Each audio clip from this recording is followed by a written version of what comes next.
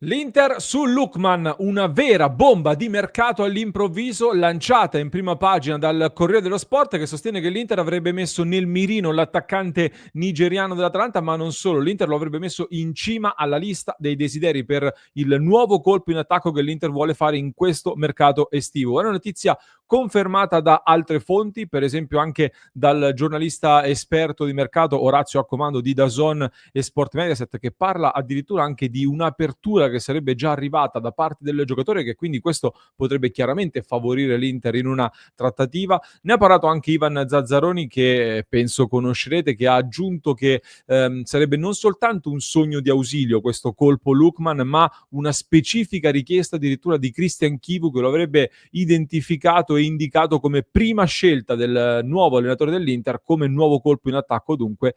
Ci sarebbe una distanza di 10 milioni di euro, scrive Zazzaroni, tra l'offerta dell'Inter e la richiesta dell'Atalanta, che vorrebbe blindare Ederson, di cui si era parlato in passato nei giorni caldi della questione Cianoglu, e quindi tenendo Ederson sarebbe disposto invece a cedere Lookman per monetizzare e fare di nuovo mercato. È una notizia molto importante che sta facendo ampiamente discutere e che voglio analizzare quindi insieme a voi in questo nuovo episodio di oggi. Ben ritrovati amiche e amici passione interisti, vi invito a lasciare un mi piace, se non l'avete ancora fatto mi raccomando clic sul tasto iscriviti, stiamo volando verso i 100.000 iscritti, quindi mi raccomando continuate a supportarci e continuate a farci crescere, soprattutto perché vi portiamo notizie che qua su Passione Inter cerchiamo di approfondire il più possibile per darvi più strumenti possibile per farvi una vostra opinione. Abbiamo già iniziato a parlarne nella chat del club di Passione Inter su www.passioneinter.club, dove oggi la discussione si è infiammata molto presto con questa notizia che vi ho dato subito in apertura, così non vi perdete, noi non facciamo bait dove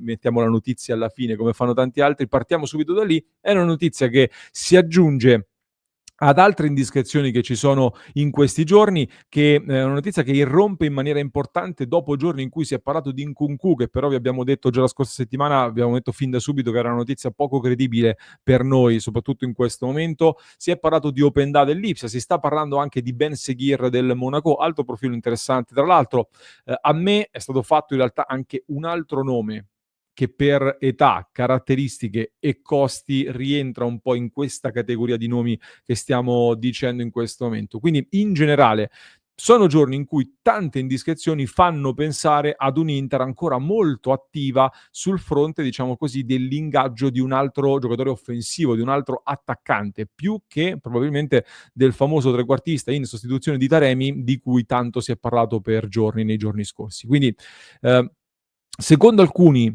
sicuramente me lo scriverete anche qui sotto, sono nomi che vengono fatti in questo momento per spingere la campagna abbonamenti dell'Inter.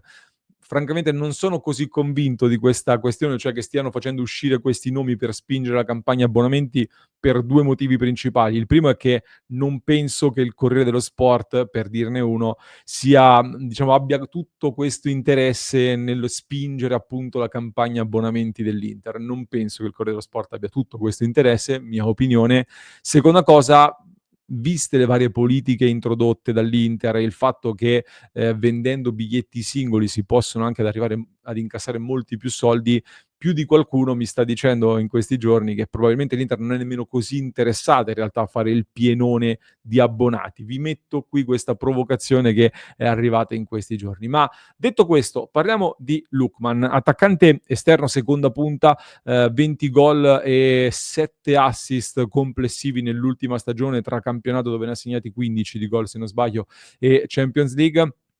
In totale con l'Atalanta da quando è arrivato 118 partite giocate con 52 gol e 25 assist, è l'autore soprattutto di quella clamorosa tripletta nella finale di Europa League vinta per 3-0 contro fin lì l'imbattibile Leverkusen, e poi da lì chiaramente non è più stato imbattibile.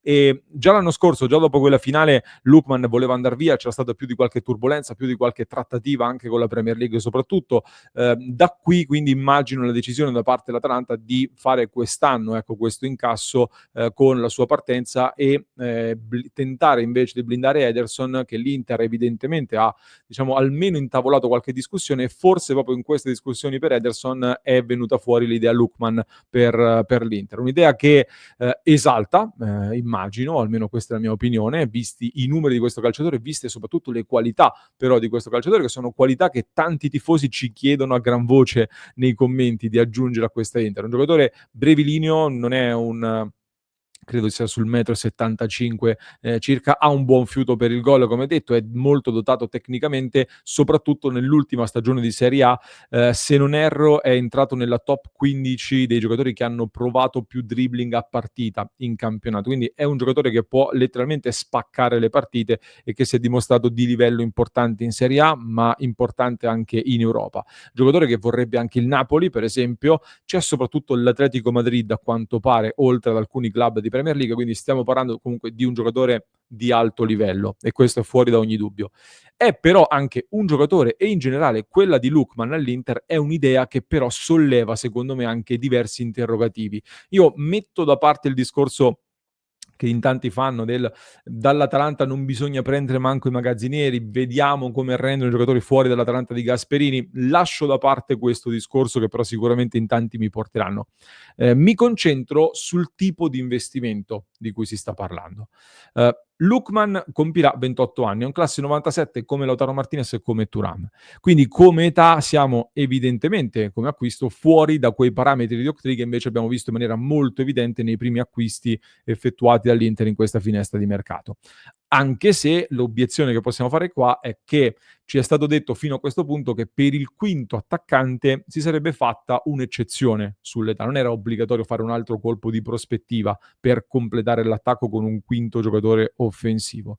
L'idea però di fare un'eccezione di fronte ad un'opportunità ci fa chiedere: Lookman è effettivamente un'opportunità a questo punto? Dal punto di vista tecnico, ovviamente sì. Penso che in pochi saranno in disaccordo sul fatto che poter prendere Lookman è sicuramente una grande notizia dal punto di vista tecnico.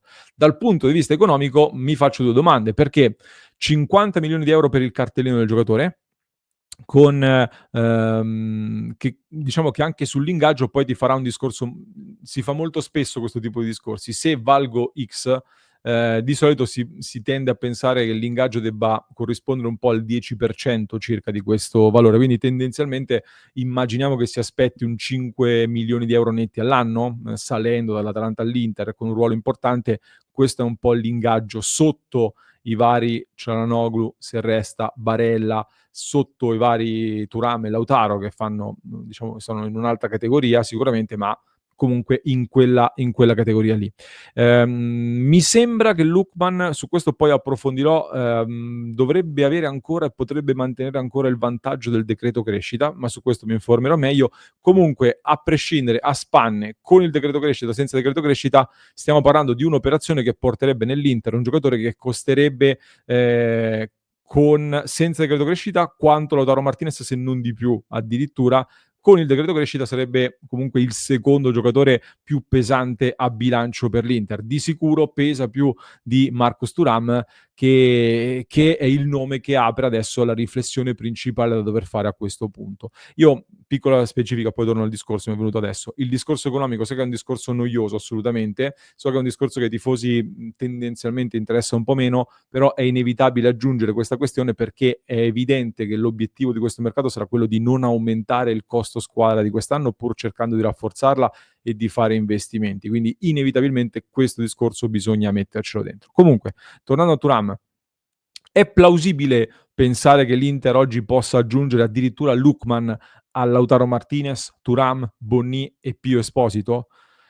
Diciamo che dopo anni con tanti dubbi e tanti problemi nel reparto d'attacco, finalmente dovremmo scendere in piazza, secondo me, già solo per questo, perché si tornerebbe ad avere, almeno sulla carta, un attacco degno quantomeno di essere paragonato a quegli anni in cui Julio Cruz o Crespo facevano panchina. Quindi già solo per questo, dopo gli anni che abbiamo vissuto, bisognerebbe scendere in piazza di fronte ad un eventuale acquisto di questo tipo, ma visto quanto fatto negli ultimi anni, sarebbe, dal mio punto di vista, veramente sorprendente. Ecco, non solo sarebbe sorprendente il colpo Lookman in aggiunta a chi c'è già, ma sarebbe sorprendente anche l'aver investito così tanto su Bonnì, comunque è stato un investimento significativo, eppure l'aver investito tanto su Pio Esposito, perché l'Inter ha rifiutato offerte, si parla addirittura di 30 milioni che era pronto ad investire il Napoli per Pio Esposito, quindi rinunciando a quell'offerta, rifiutando quell'offerta, hai fatto, tra virgolette, un investimento. Quindi la logica, e vedo che lo state già scrivendo in tanti, farebbe sospettare, quantomeno,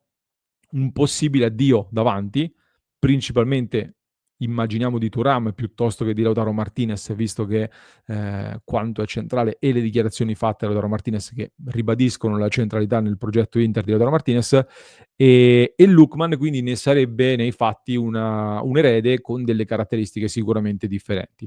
Un po' come Luis Enrique probabilmente è stato preso anche per cautelarsi su Dumfries, su cui si temeva, vediamo cosa succede, che possa appunto succedere qualcosa. Così sarebbe un po' con Lookman eventualmente. A me però devo dire che su Thuram continuano ad arrivare notizie diverse, nel senso che non è decollata la trattativa per il rinnovo di contratto, ma dentro l'Inter, da quello che sappiamo, si pensa di ripartire da lui con Lautaro, con Bonnì e con Esposito. C'è un altro tema. Perché Lookman e non un trequartista di qualità come invece si è detto fin qua? Al di là del fatto che se magari ti si presenta un'opportunità che tu reputi di altissimo livello puoi cambiare dei piani, qui secondo me c'è un altro grande pezzo che manca in tutti i ragionamenti che stiamo facendo. Lo dice sempre il nostro Simone Frizza anche nelle ultime dirette. Noi non abbiamo ancora veramente l'idea concreta di come vorrà giocare Kivu e questo è un tema troppo sottovalutato secondo me. Cioè, abbiamo capito che sarà un Inter variabile, un Inter con più soluzioni, potrebbe essere un Inter più alta e più aggressiva, sicuramente sfrutterà le fasce, ok, ma non abbiamo ancora il disegno chiaro di quello che vuole fare l'Inter, di quello che vuole fare Kivu, soprattutto con l'Inter. Questo disegno complessivo ce l'ha soltanto Kivu, che mi dicono che all'Inter sta incidendo tanto fin da subito. Cioè, non è stato, è stato preso un allenatore con poca esperienza ad alto livello, ma non è stato preso uno yes man che arriva e accetta tutto quello che gli viene messo a disposizione e che gli viene sottoposto. Cioè, sta dando delle indicazioni piuttosto chiare anche in termini di ciò che si aspetta da questo mercato. È un allenatore che vuole incidere chiaramente su questa Inter. Ed in tal senso ve ne avevamo già parlato molto tempo fa, ne stavamo parlando anche in un'altra trasmissione poco fa. Una richiesta specifica molto importante sembra essere il colpo in difesa che avrebbe avanzato appunto Christian Chivu, e quindi la notizia che emerge è che Chivu si aspetta anche un investimento forte in difesa. Il nome caldo in questo momento a livello mediatico resta soprattutto quello di Leoni, che Chivu chiaramente conosce molto bene, che in questo momento però per me molto difficilmente si può fare con la permanenza di Acerbi. Cioè, secondo me Acerbi deve liberare uno spazio per poter pensare a Leoni. E per pensare a Leoni senza aumentare il costo squadra devi poi andare anche a piazzare bene i vari Aslani, Buchanan, Palacios, Alexander Stankovic, di cui riparleremo poi in diretta in un capitolo a parte. Qui subentra la Gazzetta dello Sport che dice che l'Inter ha il budget già preventivato per prendere Leoni a prescindere dalle cessioni, e quindi l'Inter, secondo la ricostruzione della Gazzetta, potrebbe fare il colpo Leoni in aggiunta adesso, e quindi aggiungiamo queste cessioni di Aslani, Stankovic, eccetera, eccetera, potrebbero effettivamente essere dirottate su un colpo come Lookman, magari. A me, francamente, sembra difficile in questa fase immaginare almeno altri 80 milioni di investimento per fare questi due acquisti, che forse potrebbero farne anche altri, non lo so. Per cui, innanzitutto vi faccio una domanda. Aggiungere il colpo Lookman e poi chiudere la difesa con una toppa, eventualmente, quindi un profilo low cost. Voi lo fareste? Sarebbe una scelta giusta? Oppure bisogna mettere la spesa pesante in difesa e quindi rinunci eventualmente a Lookman? Oppure ancora credete che si possa trovare il modo per fare entrambi? Bisogna addirittura trovare il modo per fare entrambi i colpi? Oppure bisogna pensare di sacrificare Thuram, per esempio, per ragionare su Lookman e altri acquisti con i soldi che l'Inter chiaramente immagina di prendere, più dei 50 milioni che eventualmente servirebbero per Lookman, 45. Immaginiamo che l'Inter da Thuram potrebbe dire prendiamo 80, 85 e una parte su Lookman e una parte su altri investimenti, per esempio. È una cosa da fare, secondo voi?